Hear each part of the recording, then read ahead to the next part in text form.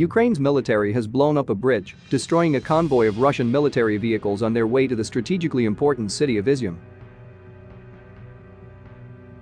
It is being reported that there are heavy battles raging for control of Izium. And this is an ambush on Russian military convoy.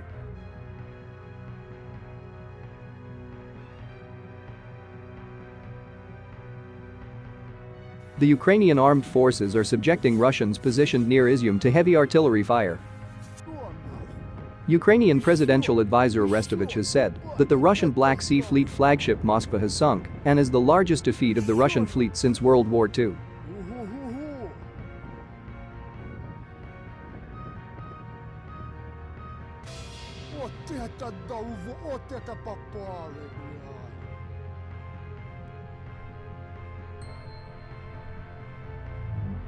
Russia has established several military convoys in the Donbas, including an 8 miles convoy north of Izium, as it prepares for a major offensive in the region. This comes as Western officials claim that Russia is feeling self-imposed pressure to end the war on May 9, the anniversary of Germany's surrender in World War II. This could force Russia to send unprepared troops into battle. Almost 20,000 Russian troops have been lost since the beginning of the war, according to the Ukrainian armed forces. They also estimate that Russia has lost 160 planes and 753 tanks.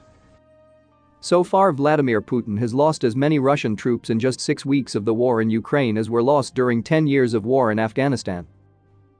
Russia has thrown a large amount of force behind their invasion, but they've also been forced to cede ground by a resistant Ukrainian military.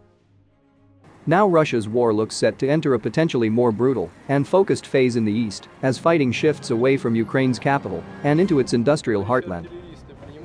Russia said last month it would end its country-wide assault on Ukraine and focus on the east. The liberation of Russian-speaking people there was among President Vladimir Putin's original justifications for his special military operation.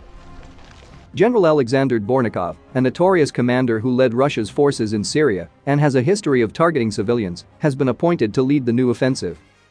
Ukraine will most likely try to avoid open tank battles, using artillery to target supply lines and equipment, and send raiding teams to attack convoys and logistics lines.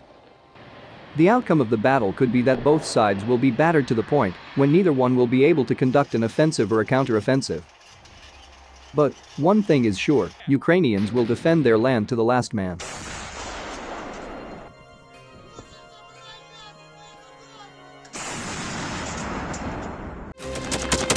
Thanks for watching, and don't forget to subscribe.